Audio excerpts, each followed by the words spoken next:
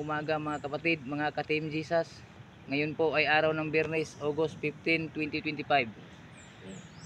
Andito po ako ngayon para maibahagi ang aking testimony dito sa Psalm 121 verse 2 from my help comes from God. Nung nakaraang buwan, may minamaniho akong pangpasayrong tricycle o bao-bao. Habang namamasada ako, ay palagi talaga siyang humihingi ng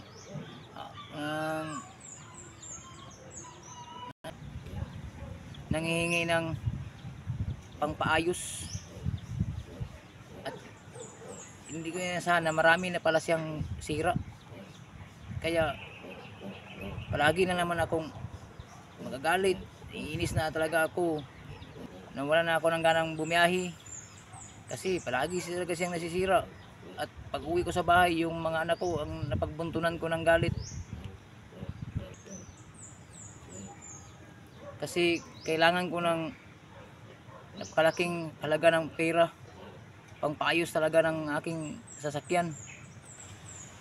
Kaya habang nasa biyahe ako ay nagdasal ako ng tahimik at pinadasal ko na wag sana akong masiraan kasi kinakailangan ko ng malaking halaga ng pera pangpaayos ng aking sasakyan, minamaniyong sasakyan, ang aming panghanap buhay sa aking pamilya. At hindi ko inasahan, pag uwi ko sa bahay, biglang tumakbo yung asawa ko. At hindi ko alam na ako kung bakit tumatakbo siya papunta sa akin. At sinabi niya na may pera na daw kaming pangpaayos ng aming sasakyan. At sobrang saya ko. Masayang-saya talaga ako. Hallelujah, praise God. Dahil may pangpaayos na kami ng aming sasakyan, ating panghanap buhay. At hindi ko dito ko masabi sa share ko itong yung kabutihan ng Diyos sa aming buhay. Tapat ang Panginoong Hesus dito sa Psalm 121 verse 2. Ito ang kanyang pangako sa akin.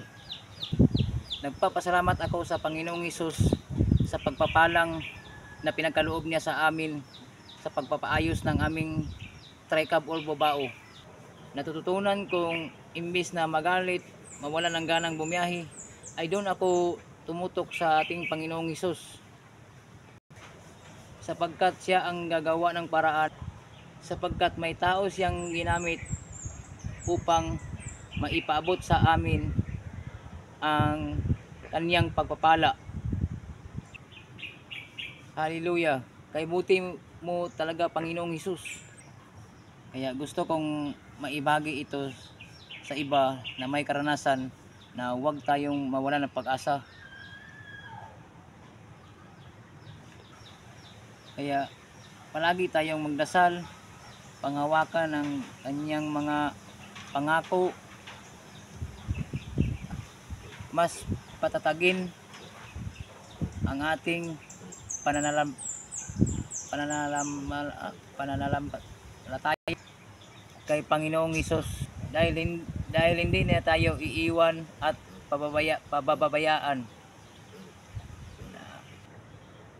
Lagi nating tatandaan na ang lahat ng tulong at pagpapala ay galing sa ating Panginoong Hesus. At huwag nating isipin na hindi malulutas ang ating problema, sapagkat si Panginoong Hesus ang magbibigay solusyon para sa ating kalutasan ng ating problema.